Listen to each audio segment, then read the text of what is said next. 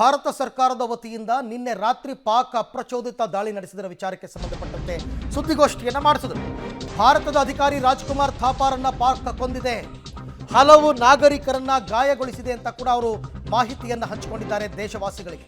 ಪಾಕಿಸ್ತಾನ ಮತ್ತಷ್ಟು ಸೇನೆಯನ್ನ ಗಡಿಯತ್ತ ರವಾನಿಸುತ್ತಿದೆ, ತಾನೇ ತಾನಾಗಿ ಯುದ್ಧಕ್ಕೆ ಆಹ್ವಾನ ಕೊಡ್ತಾ ಇದೆ. ಇದು ಪರಿಸ್ಥಿತಿಯನ್ನು ಮತ್ತಷ್ಟು ಉದ್ವಿಗ್ನಗೊಳಿಸುವಂತಹ ದುರುದ್ದೇಶ.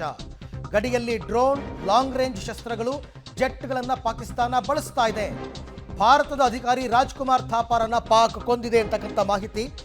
ನಾವು ಕ್ರಿಯೆಗೆ ಪ್ರತಿಕ್ರಿಯೆ ನೀಡಿದ್ದೇವೆ ಅಷ್ಟೇ, ಇವ್ರು ಹೇಳ್ತಾ ಇರ್ತಕ್ಕಂಥದ್ದು. ಅವರ ಕ್ರಿಯೆಗೆ ನಾವು ಪ್ರತಿಕ್ರಿಯೆ ಕೊಟ್ಟಿದ್ದೀವಿ. ನಾವು ಇವತ್ತು ಕೂಡ ನಾವಾಗಿದ್ದು ನಾವು ಅವ್ರನ್ನ ಅಟ್ಯಾಕ್ ಮಾಡ್ತಾ ಇಲ್ಲ, ಬಟ್ ಅವರು ಮಾಡ್ತಾ ಇರ್ತಕ್ಕಂಥ ಕಂತ್ರಿ ಕೆಲಸ ಏನಿದೆ ಅದಕ್ಕೆ ಉತ್ತರ ಕೊಡುವಂತಹ ಕೆಲಸವನ್ನು ನಾವು ಮಾಡಿದ್ದೀವಿ ಅಂತ ಅವ್ರು ಹೇಳ್ತಾ ಇರ್ತಕ್ಕಂಥದ್ದು. ಈ ಎಲ್ಲ ವಿಚಾರಕ್ಕೆ ಸಂಬಂಧಪಟ್ಟಂತೆ ಮತ್ತಷ್ಟು ಮಾಹಿತಿ ನನ್ನ ಕೊಲೀಗ ಪವಿತ್ರ ಅವರಿಂದ ಪಡ್ಕೊಳ್ಳೋಣ. ಪವಿತ್ರ, ಜಾಗತಿಕ ಮಟ್ಟದಲ್ಲಿ ಈ ಹಸಿ ಸುಳ್ಳು ಹೇಳುವಂತಹ ದೇಶಗಳಲ್ಲಿ ಪಾಕಿಸ್ತಾನನೇ ಮೊದಲು. ಸೊ ಹಾಗಾಗಿ ಅವರ ದೇಶದ ಮಾಧ್ಯಮಗಳಲ್ಲಿ ಅವ್ರು ಏನೇನು ಹೇಳ್ಕೊಂಡಿದ್ದಾರೋ, 5 ಭಾರತದ ಏರ್ ಬೇಸ್ಗಳನ್ನ ಹೊಡೆದಾಕಿದ್ದೀವಿ ಅಂತ ಹೇಳ್ಕೊತಾ ಇದ್ದಾರೆ. ಅದಕ್ಕೆ ಸ್ಪಷ್ಟೀಕರಣ ಕೊಡುವಂತಹ ಕೆಲಸ ಇವತ್ತು ಪ್ರೆಸ್ ಮೀಟಲ್ಲಿ ಆಯಿತು. ಸಾರಾಂಶ ಏನು ಅಂತ? ಅರವಿಂದ್, ಪಾಕಿಸ್ತಾನದ ಸುಳ್ಳು ಜೊತೆಗೆ ಪಾಕಿಸ್ತಾನ ಯಾವ ರೀತಿ ರಣಹೇಡಿ ತಂತ್ರವನ್ನ ಮಾಡ್ತಾ ಇದೆ ಅನ್ನುವಂಥದ್ದನ್ನ ಇವತ್ತಿನ ಸುದ್ದಿಗೋಷ್ಠಿಯಲ್ಲಿ ಹೇಳಿದ್ರು.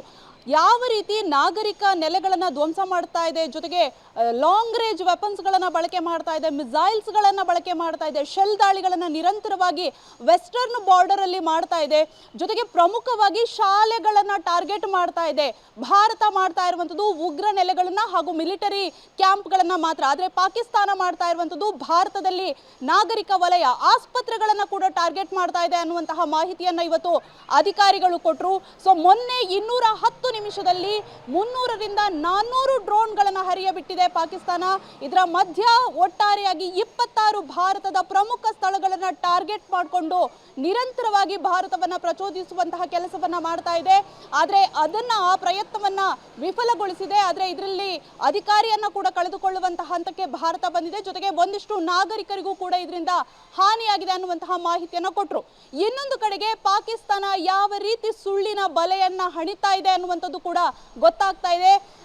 ಈಗಾಗಲೇ ಭಾರತದ ದಾಳಿಗೆ ತತ್ತರ ಆಗ್ತಾ ಇದೆ. ಭಾರತ ಏರ್ ಬೇಸ್ಗಳನ್ನ ಕಂಪ್ಲೀಟ್ ಆಗಿ ವುಡೀಸ್ ಮಾಡಿದೆ ಪಾಕಿಸ್ತಾನದ್ದು. ಸೊ ಇದರಿಂದ ತಪ್ಪಿಸ್ಕೊಳ್ಳೋದಕ್ಕೆ ಸುಳ್ಳಿನ ಬಲೆಯನ್ನ ಹಣಿತಾ ಇರುವಂತಹ ಪಾಕಿಸ್ತಾನಕ್ಕೆ ತಕ್ಕ ತಿರುಗೇಟನ್ನ ಕೊಟ್ಟಿದೆ. ಸೂರತ್ನಲ್ಲಿ ಆ ಫೋಟೋ ಸಮೇತ, ಏರ್ಫೀಲ್ಡ್ ನ ಫೋಟೋ ಸಮೇತ ಹಾಕಿದೆ. ಜೊತೆಗೆ ಫೋಟೋ ಇವತ್ತಿನ ಡೇಟ್ ಅನ್ನ ಕೂಡ ಹಾಕಿದೆ. ಪಾಕಿಸ್ತಾನ S-400 ಅನ್ನ ಧ್ವಂಸಗೊಳಿಸಿದೆ ಅಂತ ಹೇಳ್ತಾ ಇತ್ತು. ಏರ್ ಬೇಸ್ ಅನ್ನ ನಾವು ಧ್ವಂಸಗೊಳಿಸಿದೀವಿ ಅನ್ನುವಂತಹ ಸುಳ್ಳನ್ನ ಹೇಳ್ತಾ ಬಂತು. ಆದ್ರೆ ಭಾರತ ಸೇನೆ ಆ ಫೋಟೋ ಸಮೇತ ಯಾವ ರೀತಿ ತಿರುಗೇಟನ್ನ ಕೊಟ್ಟಿದೆ ಅಂದ್ರೆ, ವಿತ್ ಇವತ್ತಿನ ಡೇಟ್ ಮತ್ತೆ ಟೈಮ್ ನ ಸಮೇತ ಫೋಟೋ ಸಾಕ್ಷಿಯನ್ನ ಜಗತ್ತಿನ ಮುಂದೆ ಇಟ್ಟಿದೆ.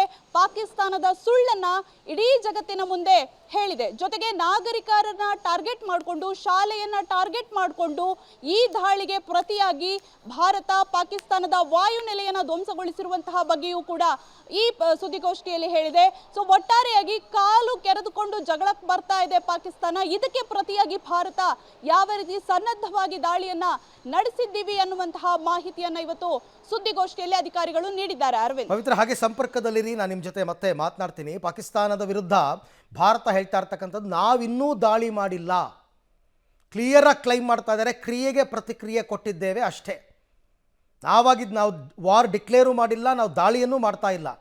ಅವರ ಎಲ್ಲ ತಂತ್ರಗಳನ್ನು ವಿಫಲಗೊಳಿಸ್ತಾ ಇದ್ದೀವಿ.